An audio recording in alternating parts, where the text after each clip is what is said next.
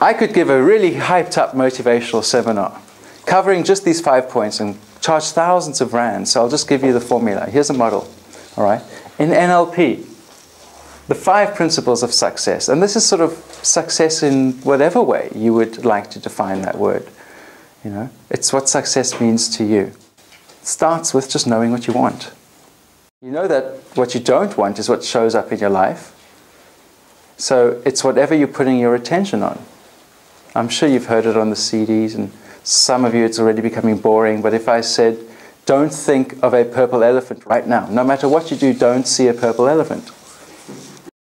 You have to call up the representation of the thing you don't want to experience. Oh, I don't want this headache.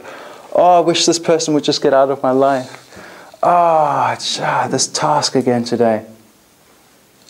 That's why it's there.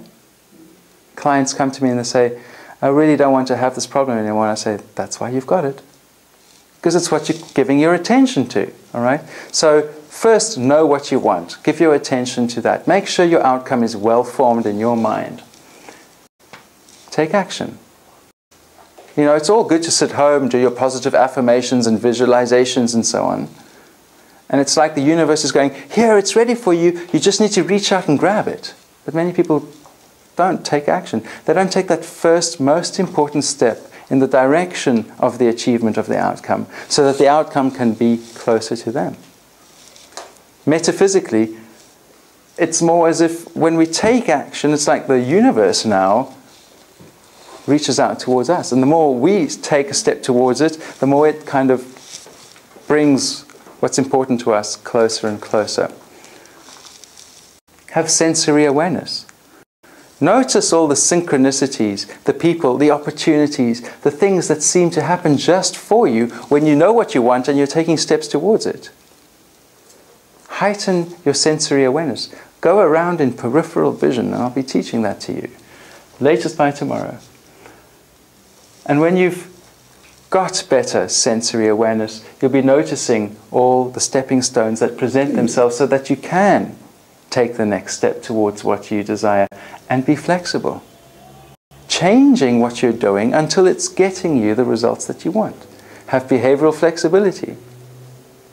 Do something different. And keep changing what you're doing until you do what works.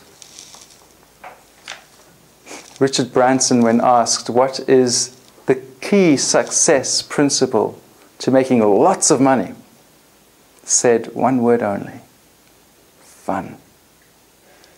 Enjoy yourself. That's the energy that attracts abundance.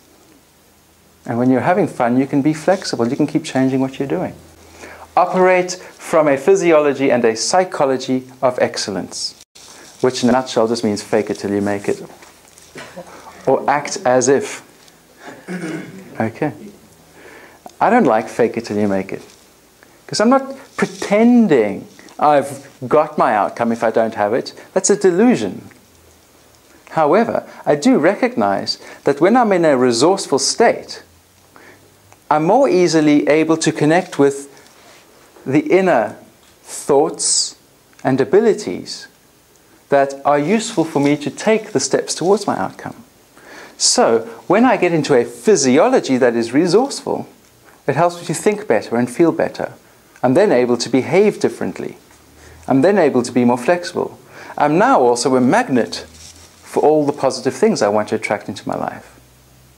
My psychology of excellence are the thoughts and feelings associated with my resourceful physiology.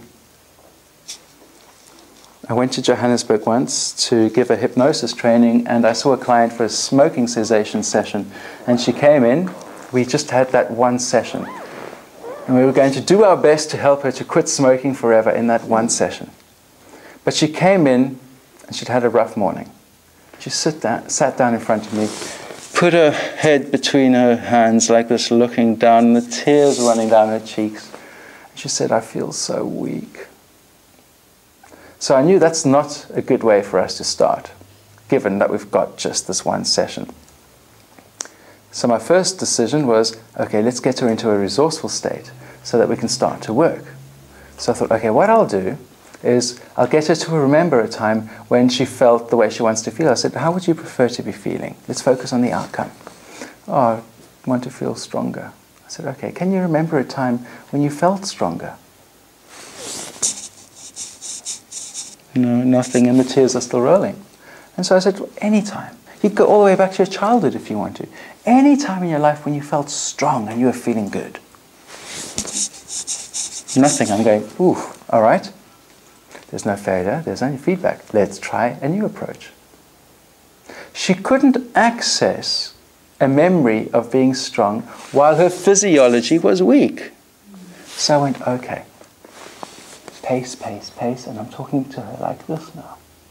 And I'm talking to her in the same tone, tempo, volume, pitch, timbre, in exactly the same way. She's communicating. Physiologically, I'm doing what she's doing. I'm pacing her current experience until I start to notice indicators of rapport, which is a sense of connection, a sense of a warming towards each other, a sense of something's happening here. At which time I got my cue to start to lead. And I said to her, look, it's okay. I don't expect you to feel strong right now, embedding the command. Because it's okay for you to feel as strong as you want to.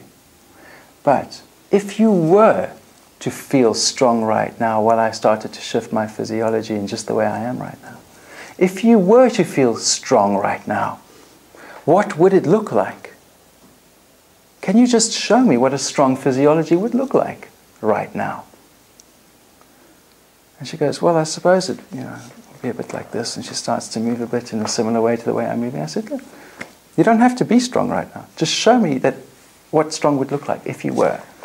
So like, really, get into a strong physiology. So she starts to shift about and she starts to put her feet firmly on the ground and she's becoming much more assertive. And she says, okay, right, yeah, I guess it would look a little bit like this.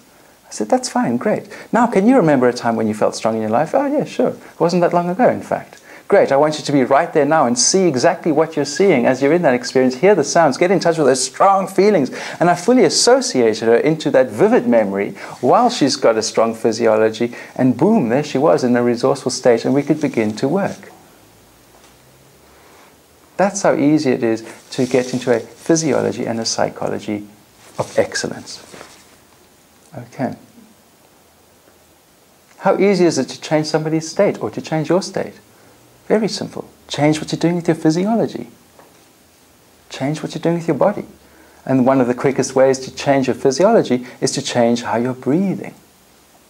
We'll be doing the exercise with regards to that one. And if you've listened to the MP3, there's quite an exotic exercise that gets done with regards to that. I'm warning you now. We'll be doing that exercise. So bring your dancing shoes. All right.